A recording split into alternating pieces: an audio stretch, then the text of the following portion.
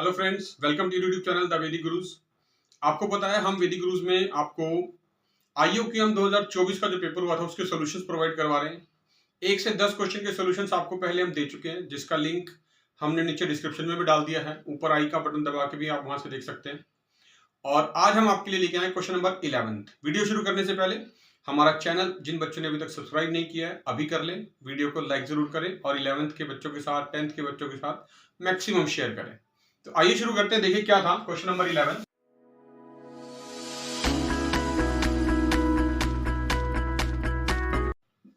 बहुत बढ़िया क्वेश्चन है। The positive real numbers A, B and C, तीन रियल नंबर हैं पॉजिटिव। पॉजिटिव ध्यान रखना है, पॉजिटिव रियल नंबर हैं A, B और C, और वो ये दो कंडीशंस दे रखी हैं हमें। एक मान लेते हैं इक्वेशन 1 और एक मान लेते हैं इक्वेशन 2। कंडीशन क्या है कि a upon 2b plus 1 plus 2b upon 3c plus 1 plus 3c upon a plus 1 equal to 1 होना चाहिए।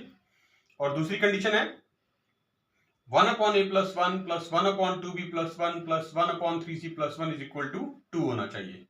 इन दोनों कंडीशंस को सेटिस्फाई करें वो तीनों positive real number a, b और c। हमें उनकी वैल्यूज निकालनी है और वो वैल्यूज निकालने के बाद हमें इस एक्सप्रेशन की वैल्यू निकालनी है, यानी 1 upon A plus 1 upon B plus 1 upon C. यानी जो भी ए, बी और सी निकलेंगे हम कह सकते हैं हमें उन तीनों के रेसिप्रोकल को ऐड करना है। ठीक है, तो देखिए सॉल्व करने से पहले सबसे पहले हम क्या करेंगे, जो हमारे पास इक्वेशन दे रखी है 1 और 2, इनको लेके चलना है। मैं इनको थोड़ा सा रीअरेंज करना चाहता हूं और उसके बाद हम करेंगे एडिंग। सबसे पहले हम इनको, पहला स्टेप यही है कि दोनों इक्वेशंस को ऐड करते हैं। ऐड करने के लिए मैं साइक्लिक ऑर्डर में लिखना चाहूंगा इनको थोड़ा सा अरेंज करके कि जिन टर्म्स का डिनोमिनेटर सेम है, जैसे a upon 2b plus 1, 1 upon 2b plus 1, denominator same है ना, तो इनको इकट्ठा लिख लेते हैं a अपॉन 2b प्लस 1 और इसी के नीचे में लिख देता हूं 1 अपॉन 2b प्लस 1। इकट्ठी होगी ना, देखा दोनों टर्म्स।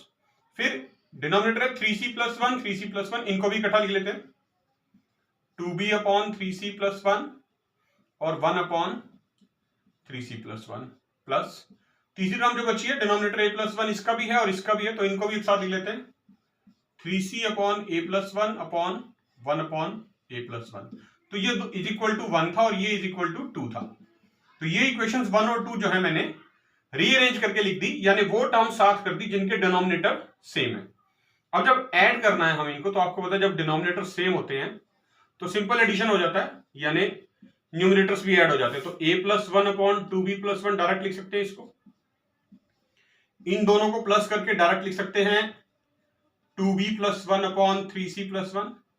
सिमिलरली इन दोनों को ऐड करके दोबारा लिख सकते हैं, बीच में प्लस साइन रहेगा, 3c plus 1 upon a plus 1 is equal to 3। तो ये हमारे पास ऐड करने के बाद तीन टर्म्स का जो सम है, ये देखिए इन तीनों का सम 3 के इक्वल आ गया, इक्वेशन 3। ये सबसे इंपॉर्टेंट इक्वेशन आ गई हमारे पास, इसी से वैल्यूज निकलेंगी। तो यहां पर हमें ये चेक करना है कि जो तीनों इक्वेशंस का तीन टर्म्स हैं 1, 2 और 3, इन तीनों का जो सम है total that is equal to 3। तो हमें इनसे इनकी वैल्यू निकालनी है। तो अब हमें आपको लेके चल रहे हैं अर्थमेटिक मीन। अर्थमेटिक मीन आप सबने पढ़ा हुआ है, एपी सीरीज में ही पढ़ा हुआ है, और जो सिंपल स्टैटिस्टिक्स में मीन का चैप्टर निकालते थे उसमें भी मीन अगर हम देखें तो कैसे निकालते थे। तीन टर्म्स हैं, तीनों का मीन निकालना चाहते हैं। अर्थमेटिक मीन कैसे निकालते हैं, sum of observation divide by number of observation. यानी ये कितनी टर्म्स हैं 1, 2, 3, इन तीनों का सम, और सम तो हमें दिया हुआ है, कितना है प्लस करके आ रहा है तीनों को 3। तो सम ऑफ ऑब्जर्वेशन 3 और नंबर ऑफ ऑब्जर्वेशन यानी कितनी टर्म्स हैं 3, तो 3 अपॉन 3 कितना आ गया 1। तो अर्थमेटिक मीन कितना निकला है हमारा 1। ठीक है, इसी तरह से जीपी सीरीज में अगर आपने पढ़ा होगा 11th क्लास में ज्योमेट्रिक मीन, नहीं पढ़ा तो हम बता देते हैं ज्योमेट्रिक मीन। देखिए जब अगर कोई भी दो टर्म्स हैं, यहां पर लिख के बता रहा हूं, कोई भी दो टर्म्स हैं ए और बी, और ज्योमेट्रिक मीन निकालना है तो लगाते हैं square root of a b. और अगर तीन टर्म है, क्योंकि हमारे पास यहां तीन है ए बी सी, तो ज्योमेट्रिक मीन होता है क्यूब रूट हो जाता है। स्क्वायर रूट दो टर्म से स्क्वायर रूट और तीन टर्म से क्यूब रूट और तीनों का प्रोडक्ट। स्क्वायर रूट दो टर्म्स थी, स्क्वायर रूट दोनों का प्रोडक्ट, तीन टर्म है क्यूब रूट तीनों का प्रोडक्ट।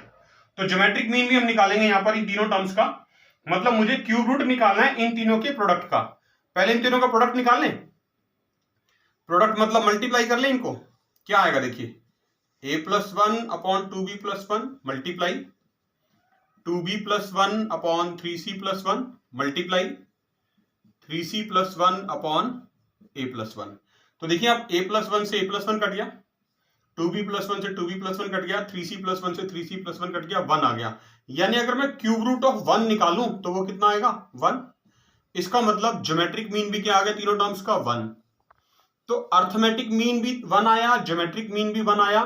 तो प्रॉपर्टी है अगर कोई भी 2 या 2 से ज्यादा नंबर का अर्थमेटिक मीन और ज्योमेट्रिक मीन इक्वल आ जाए, अर्थमेटिक मीन और ज्योमेट्रिक मीन इक्वल आ जाए, तो वो तीनों टर्म्स, तो वो या सारी टर्म्स, जैसे 3 टर्म्स थी तीनों का आया, तो then all three terms are equal to 1। यानी ये जो 3 टर्म्स हमने लिखी थी 1 2 3, ये तीनों अलग अलग 1 के इक्वल आएंगी और तीनों की वैल्यू सेम है, 1 है तो ऑफकोर्स सेम है। तो देखते हैं इनको अलग अलग सॉल्व करेंगे। देखिए मैं इन तीनों को अलग अलग करके लिख रहा हूं। सबसे पहले मैं लिख रहा हूं a plus 1 upon 2b plus 1 is equal to 1। दूसरी टर्म थी 2b plus 1 upon 3c plus 1 is equal to 1। और तीसरी टर्म थी 3c plus 1 upon a plus 1 is equal to 1। तीनों 1 के इक्वल आ गई। तो पहले इन दोनों को सॉल्व करते हैं, क्रॉस मल्टीप्लाई कर दो आप, a plus 1 is equal to 2b plus 1। ये जो a plus 1 is equal to 2b plus 1 आया, इनको क्रॉस मल्टीप्लाई करके तो 1 से 1 कट गया, तो मतलब a की वैल्यू आ गई 2b।